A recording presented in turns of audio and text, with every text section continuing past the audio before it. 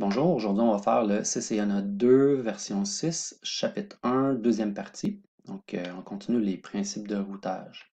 Le plan de la présentation, on va commencer par regarder le fonctionnement du routage. On va voir le processus de l'encapsulation, désencapsulation des routeurs quand ils reçoivent des messages. On va regarder comment la sélection des chemins se fait. On va voir ensuite le fonctionnement des routeurs. On va voir comment écrire une table de routage pour les réseaux qui sont connectés sur lui. Même chose, mais pour des routes qu'on va entrer de façon statique. Puis finalement, pour les protocoles de routage dynamique. Donc, les décisions relatives au routage. Les fonctions de commutation du routeur. Donc, qu'est-ce qu'on veut dire par là? La principale fonction du routeur, c'est de transférer ou pas des paquets vers une destination. Donc, le processus qui consiste à recevoir un paquet sur une interface et l'envoyer depuis une autre interface, c'est ce qu'on appelle la fonction de commutation. Cette fonction doit principalement encapsuler les paquets dans la trame de liaison appropriée selon l'interface de transmission à utiliser. Bon, le choix de commutation, c'est discutable parce que ça induit un petit peu en erreur selon moi à cause du commutateur, donc qui est de couche 2, alors qu'ici on parle de fonctionnement de niveau de couche 3. Mais bon, c'est le terme qu'ils ont décidé d'utiliser. Quand le routeur reçoit un message, il va faire trois choses. Donc, première chose, il va désencapsuler la tête puis la queue de la bande de trame de liaison pour pouvoir récupérer la section du paquet de couche 3.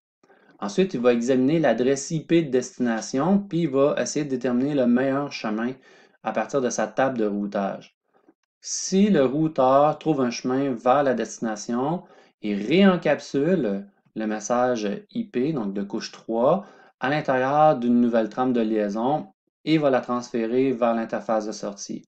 S'il ne trouve pas de chemin vers la destination, par exemple, s'il ne trouve aucune correspondance dans sa table de routage et qu'en plus, il n'y aurait pas de chemin par défaut de spécifier, ben, il va probablement juste abandonner le paquet et retourner un message d'erreur ICMP vers la source. Alors, ici, on peut voir un exemple détaillé où PC1 va essayer d'envoyer un paquet vers le PC2. Donc, on a PC1 qui va envoyer un paquet à PC2. Dans un premier temps, on a PC1 qui dit ben, je dispose d'un paquet destiné au PC2. Dans un premier temps, PC1 doit déterminer si l'adresse IP de PC2 est sur le même réseau que lui. Puisque PC1 connaît sa propre adresse IP et son masque de sous-réseau, ben, il peut déterminer avec l'opération et l'adresse de sous-réseau. Donc, il fait un et logique entre son adresse IP et le masque de sous-réseau. Ça va lui donner l'adresse de son réseau local. Donc, par exemple, dans ce cas-ci, l'adresse IP, c'est 192.168.1.10. Si on fait un et logique avec le masque qui est 255, 255, 255, 0, parce que c'est un slash 24, on va obtenir l'adresse de sous-réseau 192, 168, 1.0. À partir de ça, ben là, lui, il connaît l'adresse de son réseau. Il fait la même opération avec l'IP de destination et son propre masque de sous-réseau. Donc, il prend son masque de sous-réseau parce qu'il ne connaît pas naturellement le masque de sous-réseau de sa destination. Donc, dans ce cas-ci, la destination, c'est 192, 168, 4, 10. Mais s'il fait le masque avec 255, 255, 255, 0, il fait l'opération et il va se retrouver avec 192, 168, 4, 0, qui est l'adresse du sous-réseau pour PC2. Ben là, il voit que naturellement, ce n'est pas le même sous-réseau. Il sait qu'il va devoir utiliser le routeur pour transmettre son message. Donc, si PC2 avait eu la même adresse de sous-réseau, PC1 il aurait simplement cherché l'adresse MAC de PC2. Pour ça, ben, il aurait regardé dans sa cache ARP. Si jamais la MAC de PC2 n'était pas dans la cache ARP, mais il aurait envoyé une requête ARP pour l'obtenir. Donc, dans ce cas-ci, ce n'est pas le cas. Donc, PC2 est sur un autre réseau. Donc, puisque PC2 est sur un autre réseau, il va plutôt opter pour sa passerelle par défaut. Ici, c'est R1. Donc, on a ici notre R1. Maintenant, il doit chercher l'adresse MAC de son routeur par défaut R1. Même chose, il doit regarder dans sa cache pour voir s'il y a l'adresse MAC de R1. Si l'information s'y trouve déjà, ben, il va juste l'utiliser puis compléter la trame. Sinon, ben, il va envoyer une requête puis essayer d'obtenir l'adresse MAC de son routeur R1. Alors là, il y a toutes les informations pour compléter. Il y a l'adresse MAC de la destination qui est 0010 parce qu'il y a l'adresse 0010 de R1, donc l'adresse MAC. L'adresse MAC de la source, ben, c'est son adresse MAC à lui. Dans ce cas-ci, c'est A10. Le type, ben, c'est 0x800 pour dire que c'est du IPv4. La source, 192.168.1.10. Son adresse IP, la destination, 192.168.4.10. Donc, naturellement, c'est juste pour la MAC address qui va utiliser l'information vers R1. Donc, c'est juste pour la liaison. Pour ce qui est du IP, ben, ça demeure vraiment la vraie destination. Ensuite, il y a les champs d'information qui seraient complétés. Donc, une fois que R1 va recevoir la trame, il va commencer par examiner l'adresse MAC de la destination. Donc, dans le cas présent, c'est ça son interface Fast Ethernet 00. Donc, il va copier les informations de la trame en mémoire tampon. R1 va ensuite analyser la trame plus en détail. Donc, il va commencer par voir le type Ethernet qui est 0x800, ce qui signifie que la trame transporte un paquet IPv4 dans sa partie de données. Donc, ça va lui permettre d'interpréter les données transportées par la trame. Il va désencapsuler la trame, puis analyser le paquet IPv4. Donc, il va déterminer que l'adresse IPv4, ce n'est pas un réseau qui est directement connecté à lui. Il va donc utiliser sa table de routage pour trouver le meilleur chemin pour le paquet. Donc, il trouve que le chemin vers la destination passe par R2 sur son interface Fast Ethernet 01. On peut voir ici, donc la destination c'est 192.168.4.10. Puis dans sa table de routage, on peut voir 192.168.4.0, donc le sous-réseau de la destination. On voit qu'il y a deux tronçons à traverser et que le prochain tronçon, c'est 192.168.2.2 qui correspond à R2. Ici, donc 192.168.2.2 sur son interface Fast Ethernet 01.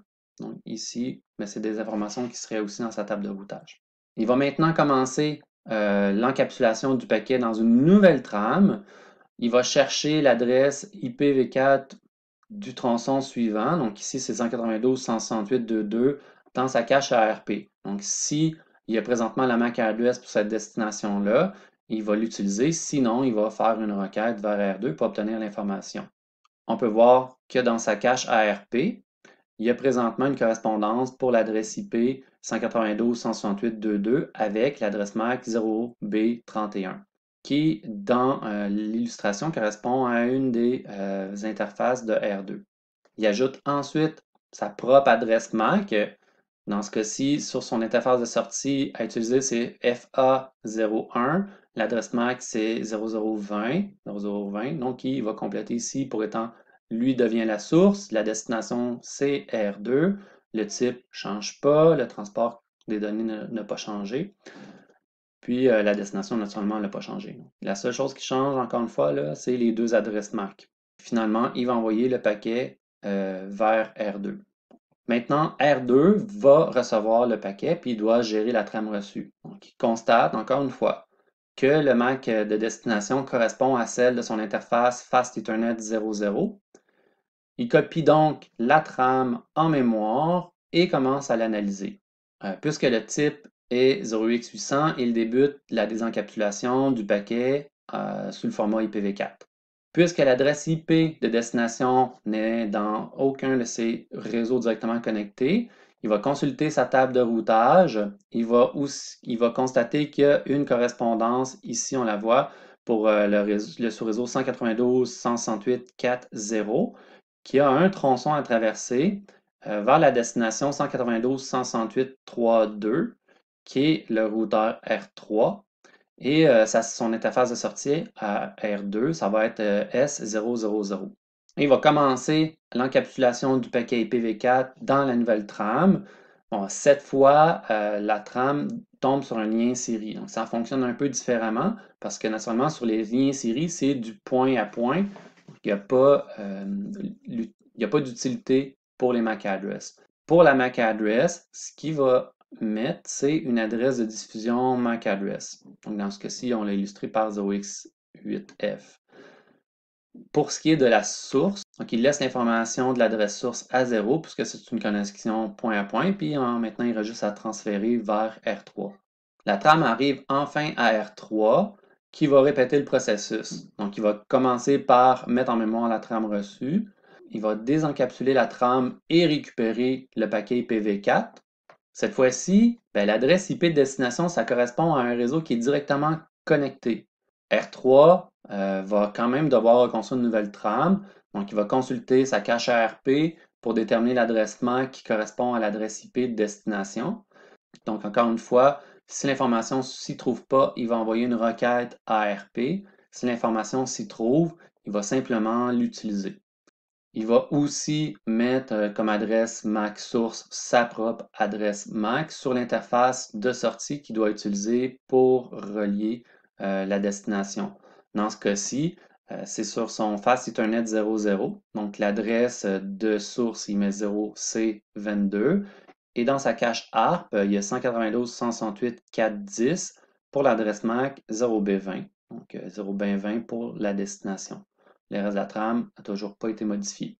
Donc, la trame est finalement complétée et envoyée vers PC2.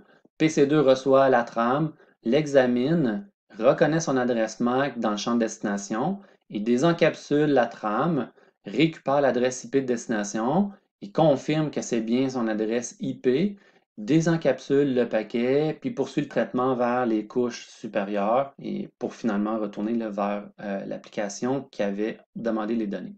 Si on regarde, c'est quoi le processus de décision au niveau du routage? Donc, la première étape, on reçoit le paquet. Donc, le paquet arrive sur l'interface. Ensuite, le routeur va chercher une correspondance dans la table de routage. Il vérifie si l'adresse IP destination correspond à un sous-réseau qui est directement connecté. Si c'est le cas, donc si c'est une interface directement connectée, il va chercher dans la cache ARP l'information pour la MAC address, reconstruire la trame et la transférer vers l'autre sur le réseau local. Si ce n'est pas une IP pour une interface directement connectée, il va regarder est-ce que c'est un réseau distant? Oui, donc ça serait un réseau connu en fait. Oui, encapsule la donnée, transfère-la vers, au fond, le tronçon suivant. Donc ici, pour compléter la trame, il va utiliser le MAC address de l'interface du tronçon suivant vers lequel il se connecte. Si il ne trouve aucune correspondance, là, ni dans les directement connectés, ni dans les réseaux distants, mais il reste un dernier recours. Donc, il va dire, est-ce que j'ai une passerelle de dernier recours de disponible? Donc, une route par défaut, qui est la route 0000. Si oui, il va encapsuler la trame vers cette destination-là, donc vers le tronçon qui correspond à la passerelle par défaut du routeur. Si ce n'est pas le cas, il va abandonner le paquet. À ce moment-là, au fond, il va renvoyer un message ICMP à la source pour l'informer que la destination n'est pas rejoignable. C'est bien beau d'avoir des chemins, mais comment choisir le meilleur chemin? Sur la figure, on peut voir, pour transférer un message de PC1 à PC2, on a un premier chemin, le chemin A, qui passe à travers R1 et R3, puis on a un deuxième chemin, le chemin B, qui prend R1, R2 et R3. Donc, à première vue, comme ça, on pourrait se demander c'est quoi le meilleur chemin. Donc, il y a plusieurs éléments à considérer, il n'y a pas que le nombre de sauts à considérer. Donc, ici, on transfère les informations à 56 kilobits par seconde entre les deux liens, alors que entre les routeurs R1, R2 et R3, c'est une connexion T1. Donc, les connexions T1 fonctionnent à 1,54 mégabits par seconde. Donc, c'est grosso modo à peu près 27, 28 fois plus grand que les 56 kilobits par seconde. Donc, le fait d'avoir un saut entre les deux, ça demeurera théoriquement plus rapide que de passer à travers le 56K en lien direct. Naturellement, ça peut varier. Donc, il y a plein d'autres facteurs qui peuvent rentrer en compte. Par exemple, est-ce que le chemin vers R2 est super utilisé? Donc, tellement utilisé que finalement, lui est saturé. Peut-être que le chemin direct, même s'il y a un débit affiché moindre, devient plus intéressant. On va regarder ce que font les routeurs. Lorsque le routeur a plusieurs chemins pour transmettre un paquet, il va utiliser une métrique pour comparer les chemins entre eux. Donc, un peu ce qu'on a fait nous. On a analysé dans un premier temps en disant j'ai un nombre de sauts ou ben non, mais j'ai une largeur de bande. Donc, les métriques, c'est une valeur qui est utilisée pour comparer les chemins. Donc, ça peut être, comme on a fait nous, le nombre de sauts ou encore la bande passante. Ça peut être une combinaison de plusieurs éléments. Ça peut être d'autres caractéristiques aussi qu'on va voir plus tard. Le meilleur chemin, c'est alors celui qui affiche la métrique la plus faible. Les protocoles de routage dynamique ont leurs propres règles et mesures. On va regarder c'est quoi les trois principaux protocoles de routage qu'on va retrouver. Donc, premièrement, il y a le protocole RIP, pour Routing Information Protocol, qui lui fonctionne essentiellement en nombre de tronçons. Le protocole OSPF pour Open Shortest Path First, qui base son coût sur la bande passante cumulée entre la source et la destination. Donc, il va faire une espèce de calcul de la bande passante sur l'ensemble du chemin. Finalement, il y a le protocole EIGRP pour Enhanced Interior Gateway Routing Protocol. Lui va utiliser la bande passante, le retard, la charge et la fiabilité du lien. Donc, si on regarde par exemple, RIP aura probablement choisi le chemin A. L'OSPF aura probablement choisi le chemin B. Puis EIGRP, on ne le sait pas. Lui, ça va dépendre d'une combinaison de facteurs. Donc, si le chemin B n'est pas trop utilisé, donc il n'est pas surchargé, il va prendre le chemin B. Mais s'il détecte que le chemin B devient trop surchargé, il va retourner sur le chemin A. Donc, il va alterner entre les deux éventuellement. C'est pourquoi le protocole EIGRP est préféré la plupart du temps. Qu'est-ce qui arrive maintenant quand on a deux chemins qui présentent les mêmes métriques? Comme ici, on a un exemple entre PC1 et PC2 où on a des routeurs qui sont tous avec la même bande passante. Donc le chemin, peu importe le chemin, on a trois sauts. Donc un routeur, deux routeurs, trois routeurs. Même chose ici, un routeur, deux routeurs, trois routeurs. Il y a tout le temps trois routeurs impliqués dans la transaction entre PC1 et PC2. Dans ce type de situation, le routeur va répartir la charge du trafic entre les différents chemins. C'est ce qu'on appelle l'équilibrage de charge. Si c'est bien configuré, l'équilibrage de charge peut améliorer la performance du réseau. J'ai bien dit si c'est bien configuré. C'est possible de configurer l'équilibrage de la charge pour utiliser des routes statiques et aussi des routes dynamiques. Les deux types de configuration vont être possibles. La distance administrative. Un routeur peut utiliser plusieurs protocoles de routage dynamique en même temps, puis aussi utiliser des routes statiques. Dans ce cas, la table de routage peut avoir plusieurs routes pour une même destination. Pour choisir parmi les routes, le routeur va utiliser la distance administrative. Donc, plus la distance administrative va être faible, plus la route va être fiable. Par exemple, pour une distance administrative de 1 va être plus fiable qu'une distance administrative de 90. Donc, 1 étant l'équivalent, on peut voir ici dans le tableau, des routes statiques, 90 étant pour le EIGRP externe qu'on a ici. Donc, si on a manuellement forcé une route, elle va être préférée à celle du EIGRP. Une route qui est connectée directement, donc ici directement connectée, va avoir une distance administrative de 0. Donc, c'est elle qui va passer de façon prioritaire, mais ce qui fait du sens, naturellement. On a déjà dit, là, la statique, elle va avoir 1. On peut regarder ici, là aussi, on peut voir le OSPF qui a 110. Donc, moins intéressant que le EIGRP. Puis le RIP qui est 120, donc moins intéressant que le OSPF et le EIGRP. Le fonctionnement d'un routeur. La table de routage du routeur stocke des informations sur les routes connectées directement. Donc, le routeur va déterminer ses routes à partir de la configuration IP de ses interfaces actives. Il faut que les interfaces soient actives et aient été configurées avec une adresse IP. Il va aussi fournir des informations sur les routes distantes. Donc, les routes peuvent être des routes statiques qu'on a entrées manuellement ou des routes dynamiques qui ont été échangées via des protocoles de routage dynamique. Donc, de manière concrète, la table de routage, c'est un fichier de données qu'on met dans la mémoire vive, donc la mémoire RAM. La commande show IP route permet d'afficher la table de routage IPv4 sur les routeurs Cisco.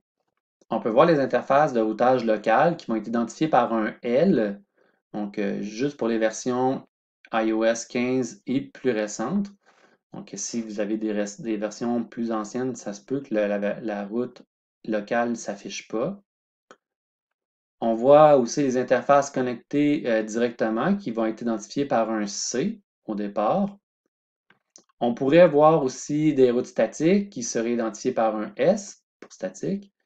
Puis finalement, on pourrait aussi avoir des routes dynamiques lorsque les protocoles de routage dynamique sont activés. Dans l'exemple, on peut voir deux routes EIGRP, donc qui sont précédées par un D, qui sont en fait des routes de LAN qui sont sous R2. Donc, naturellement, ici, on est en train de regarder la table de routage de R1. On peut voir ici les routes 10.1.1.0, 10.1.2.0, qui sont des chemins vers des LAN, au fond, qui sont en dessous de R2, donc qui ne sont pas directement connectés. On a nos routes directement connectées, comme le 192.168.10.0.24, qui est ici en haut. On a la même chose ici pour le 11.0.24, le 11.0.24 qui est en bas ici. Et finalement, bien naturellement, la connexion ici entre les deux routeurs, le 209.165.200.224. On peut voir les L qui nous donnent les adresses IP des interfaces. Ici, on a l'exemple avec un D, donc qui est intéressant parce qu'il est complet. Donc, le D ici, par la légende, on peut voir que ça indique comment le réseau a été découvert par le routeur. Donc, D, on sait que c'est par routage dynamique EIGRP. Ensuite, on voit c'est quoi le réseau de destination. Ici, c'est pour le réseau 10.1.1.0, celui qui est dans cette zone-ci. Ensuite, on a la distance administrative. Ici, on a le 90, donc 90 qui correspond à le fait que c'est EIGRP externe. Ensuite, on a la métrique. La métrique donne une valeur qui a été constituée pour l'atteinte de l'objectif. Donc, ça va nous permettre, par exemple, entre deux routes qui ont été découvertes par EIGRP, de comparer la performance des deux routes. Les valeurs les plus faibles sont pour les routes préférées. Ensuite, il nous indique pour une route distante, ben, c'est quoi le prochain tronçon? On voit l'adresse 209.165.200.226 qui correspond à notre routeur R2 qui est notre prochain tronçon. Le temps, lui, nous indique depuis quand cette route-là a été découverte. Et finalement, la dernière information sur la ligne, sur quelle de nos interfaces on a envoyé l'information. Dans ce cas-ci, c'est Serial 000. Les interfaces connectées directement. Sur la figure, on peut voir la table de routage d'un routeur qui vient juste d'être déployé. On se souvient, les routeurs, quand on les déploie au départ, il n'y a rien d'activé.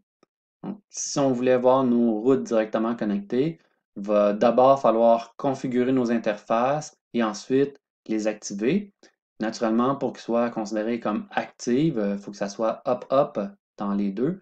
Donc, et qu'on a activé l'interface et que la connexion à l'autre bout soit existante. On a un exemple sur la figure d'une entrée dans la table de routage pour des connexions directement connectées.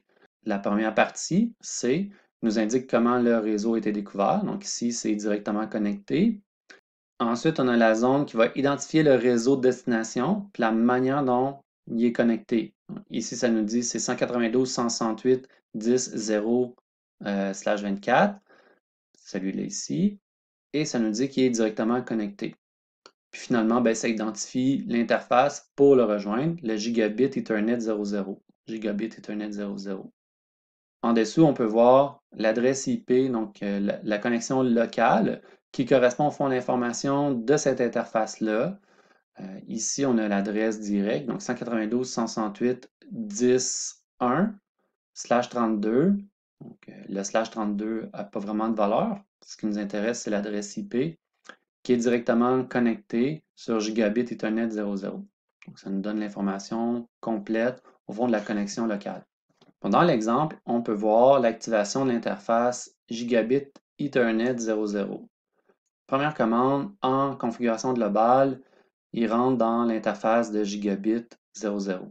De façon facultative, il a décidé d'entrer la description, lien vers LAN 1, considérant que ça ici, ça va être le LAN 1.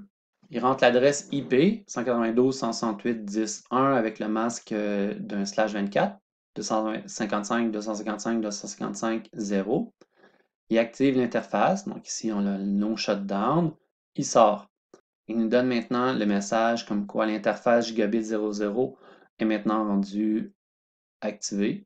Puis maintenant, il détecte aussi que le protocole sur l'interface a changé à HOP aussi. Mais ça, c'est dû au fait qu'il y avait déjà des connexions fonctionnelles sur ce lien-là. On a la même chose ici pour l'interface Gigabit Ethernet 01, celle du LAN 2. D'ailleurs, il change la description pour Link to LAN 2. L'adresse IP 192.168.11.1 avec le masque d'un /24 encore. No shutdown. On voit ici les messages qui nous disent que l'interface est maintenant up. Pour l'interface série, c'est un petit peu différent. Donc, encore une fois, on rentre en configuration de l'interface. Il a décidé de mettre une description, link to R1, ce qui est un peu drôle parce qu'ici c'est link to R2, mais bon. Ensuite, l'adresse IP 209.165.200.225, son adresse à lui. Son masque 255.255.255.252 qui correspond à un /30. Mais il y a aussi la configuration, donc ce qui est différent, c'est qu'ici, il peut configurer la vitesse de l'horloge. Naturellement, il faut que ça soit le bon côté du câble, donc il faut qu'il y ait le DCE de ce côté-ci. Il fait son no shutdown, ce qui active l'interface. Puis on peut voir les deux messages qui nous disent que l'interface et le protocole sont up. Maintenant que les interfaces sont configurées et actives, on peut retourner dans la table de routage. Donc on fait un show IP route begin gateway. Ça c'était juste pour débuter là, mais ça n'aurait pas changé grand-chose dans ce cas-ci. On peut voir la première route qui a été détectée sur le 192.168.10.0/24 qui est directement connecté sur Gigabit Ethernet 00 et la valeur locale c'est 10.1. Donc notre interface à nous. Même chose pour le 192.168.11.0, le LAN 2 et l'interface série. Les trois réseaux directement connectés sont maintenant dans la table de routage. Le principe est le même pour les routes IPv6. Donc, les interfaces doivent être configurées, activées et avoir un périphérique de relier. On peut voir un extrait de la configuration sur la figure actuelle. Ici, on a la configuration pour l'interface Gigabit 00 avec cette fois-ci la commande IPv6, puis qu'on veut configurer une adresse IPv6, l'adresse 2001 db8 acad 11/64 qui correspond à notre adresse de ce côté-ci. No shutdown, sortie, les messages comme quoi ça est activé. Il commence à faire la même chose pour le Gigabit Ethernet 01. Description, adresse IP, cette fois-ci pour le 2.1. Le 2.1. Plus bas, continuez la configuration pour l'autre sortie d'interface. Avec Show IPv6 Route, maintenant on peut voir la table de routage. Donc on voit ici les deux premières entrées, 2001 db8 ACAD 1, 2001 db8 ACAD 2. Si je continue, on va voir le 2001, oups, on est revenu à ça, le 2001 db8 ACAD 3 vers le port série 0000. On voit tout le temps aussi, même chose que pour IPv4, là, avec le L, il nous affiche l'adresse IP de l'interface. Donc en bas, on peut même voir la route pour FF00/8. C'est une route qui est nécessaire pour le multidiffusion. On peut spécifier une destination en paramètre à la commande show IP route. Donc les informations affichées vont être plus détaillées, mais vont se limiter à celle de la destination qui est spécifiée. Par exemple, on a show IPv6 route 2001 db8 ACAD 1 vers le réseau qui est ici. Ça nous dit qu'on a une entrée qui est connue de façon connectée. C'est quoi la distance? C'est quoi la métrique? C'est 00 parce que c'est directement connecté. Les détails sont plus textuels de cette façon-là. Maintenant, on peut toujours, à partir d'un routeur, vérifier les connectivités, comme par exemple ici, il fait un ping sur 2001 DB8 ACAD 3.2 qui correspond à notre routeur R2. Puis on peut voir ici le résultat, comme quoi il a réussi dans les 5 cas à rejoindre la destination. Actuellement, puisque R1 connaît juste les routes directement connectées, s'il essaie de faire un ping vers des sous-réseaux de R2, il n'est pas capable parce qu'au fond, les deux routeurs ne se sont pas encore échangés les informations sur leur sous-réseau. Soit qu'on doit activer le protocole de routage dynamique, soit qu'il faudrait rentrer une route statique. Après avoir configuré les interfaces, c'est possible d'ajouter des routes statiques à la configuration du routeur. La configuration des routes statiques se fait manuellement. Donc, les routes statiques vont définir explicitement des chemins entre deux périphériques. Contrairement aux routes dynamiques, les routes statiques ne seront pas mises à jour automatiquement. Si la topologie change, il faudra donc reconfigurer manuellement les routes. Les avantages des routes statiques sont plus au niveau de l'efficacité des ressources et de la sécurité. C'est principalement parce qu'elles utilisent moins de bandes passantes que les protocoles dynamiques, puis aussi, ils vont décharger le processeur d'une partie du calcul qu'il doit faire pour le calcul des routes. En contrepartie, elles requièrent plus de maintenance parce que, naturellement, elles ne sont pas mises à jour en cas de modification, par exemple, de la topologie. Il existe deux types courants de routes statiques dans la table de routage. Donc, les routes statiques vers un réseau donné et ce qu'on appelle les routes statiques par défaut.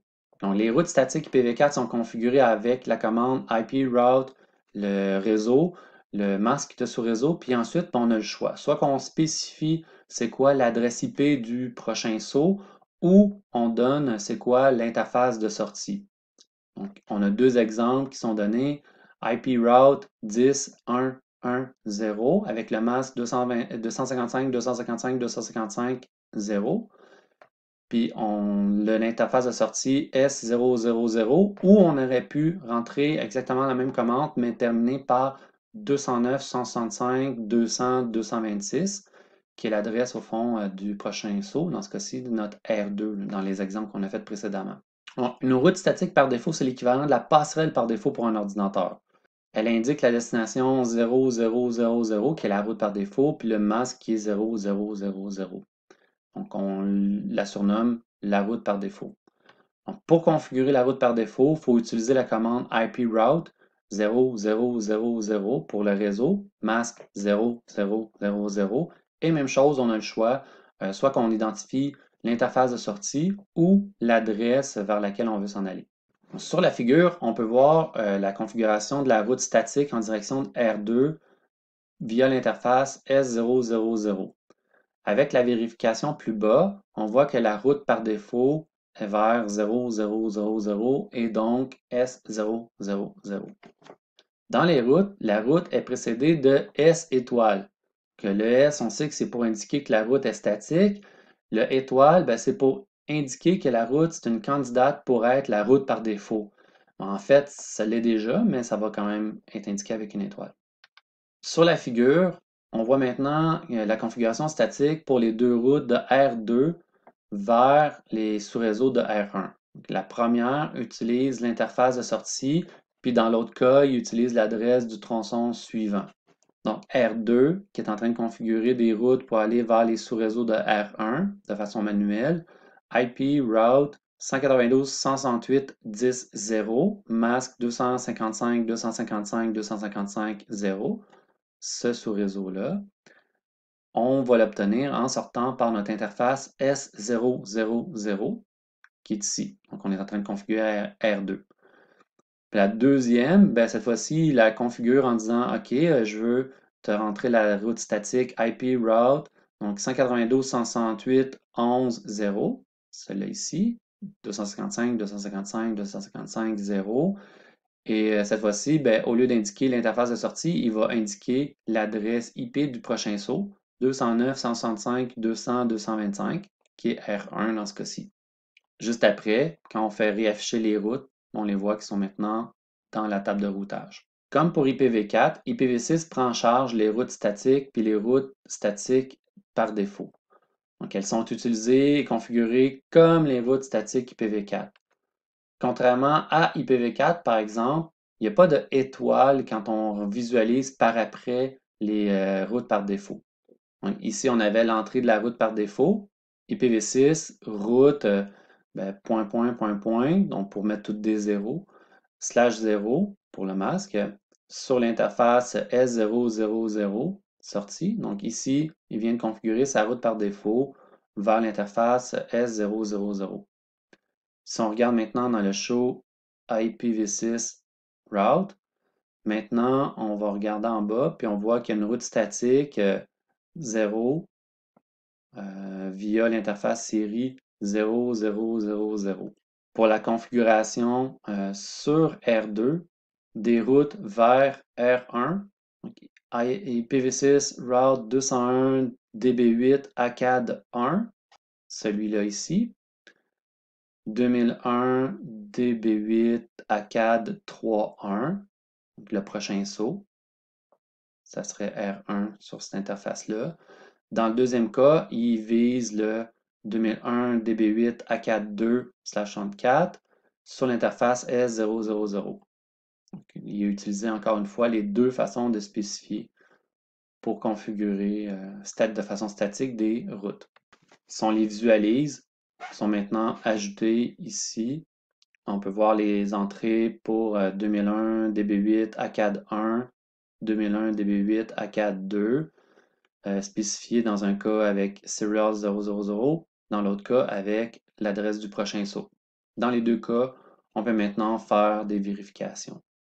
Donc, dans ce cas-ci, on a R1 qui fait un ping vers 2001 DB8 ACAD 4.1. Donc, même si on n'a pas rentré manuellement dans R1 les adresses des sous-réseaux ici, vu que lui, sa passerelle par défaut, quand il n'est pas capable de le trouver dans sa table, c'est de l'envoyer vers R2, bien, ça va se rendre parce que R2, naturellement, lui, va savoir quoi faire une fois qu'il va recevoir les messages, puisque c'est connecté directement à lui. Donc, ici, tous les pings ont fonctionné. Les protocoles de routage dynamique sont utilisés par les routeurs pour partager des informations sur l'accessibilité et l'état des réseaux distants. Ils s'occupent principalement de la détection des réseaux et la gestion des tables de routage. La détection des réseaux, ça va permettre aux routeurs qui utilisent les protocoles dynamiques de partager les informations sur les réseaux qu'ils connaissent. Le processus est automatique et il va mettre à jour les tables de routage des routeurs. Lorsque les routeurs ont terminé d'échanger les informations et que les tables de routage sont mises à jour, on dit que les routeurs ont convergé. Les protocoles de routage dynamique permettent d'établir une ou plusieurs routes vers une destination. Donc, ça permet de changer de chemin en cas de bris ou de changement de topologie. C'est un gros avantage par rapport aux routes statiques. Les routeurs Cisco prennent en charge plusieurs types de protocoles de routage dynamique. Les plus populaires sont EIGRP pour Enhanced Interior Gateway Routing Protocol, le OSPF, le Open Shortest Path First, le ISIS ou ISIS, Intermediate System to Intermediate System. Et finalement, on a le RIP, Routing Information Protocol. Pour afficher les protocoles qui sont pris en charge par le routeur, on peut simplement entrer la commande router, point d'interrogation. On a un exemple ici dans l'image, donc c'est marqué router, point d'interrogation, et on peut voir les protocoles qui sont supportés. On a le EIGRP, le OSPF, le RIP, d'autres versions de OSPF et d'autres protocoles sur lesquels on va moins s'attarder. Dans cet exemple, on va dire que R1 et R2 utilisent EIGRP, ont terminé d'échanger leur information et ont convergé. Dans la table de routage de R1, on peut voir qu'on a des routes D, bon, D pour EIGRP, vers les sous-réseaux de R2. Dans la table, on a DD ici pour 10.1.1.0, 10.1.2.0 via 209.165, 200, 226, R2, via notre interface Serial 000. Ça, c'est bon. Donc, ça nous indique qu'on est capable de rejoindre ces deux réseaux-là et qui ont été échangés de façon dynamique, donc avec EIGRP. On voit aussi une entrée D étoile EX. Donc, le D, c'est encore pour EIGRP. Le étoile, c'est pour signifier que c'est une route qui est candidate pour être la route par défaut. Et finalement, le EX, c'est pour nous dire que la route, c'est une route externe. On peut voir là, dans l'illustration que ça serait une route qui irait par exemple vers Internet. Pour afficher les protocoles de routage dynamique IPv6, il faut utiliser la commande IPv6 router. Les routeurs Cisco supportent plusieurs protocoles de routage dynamique IPv6, dont entre autres le Ring-NG pour protocole RIP nouvelle génération, le OSPF version 3 et le EIGRP pour IPv6. Pour activer le routage du trafic IPv6, il faut utiliser la commande IPv6 Unicast Routing. Dans l'exemple, R1 et R2 sont encore configurés pour utiliser EIGRP, mais cette fois-ci avec IPv6.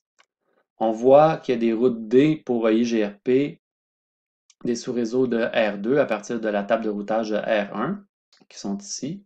C'est ce qui conclut la partie 2 du chapitre 1.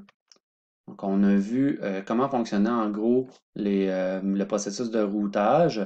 Donc, on a vu c'est quoi l'encapsulation, désencapsulation qui se fait à chaque saut dans chacun des routeurs. On a discuté de comment font les routeurs pour déterminer les chemins. Ensuite, on a vu à l'intérieur du fonctionnement des routeurs comment se font les entrées dans la table de routage pour les éléments qui sont directement connectés, aussi pour les éléments qu'on rentre de façon statique et finalement les entrées qui sont faites de façon dynamique.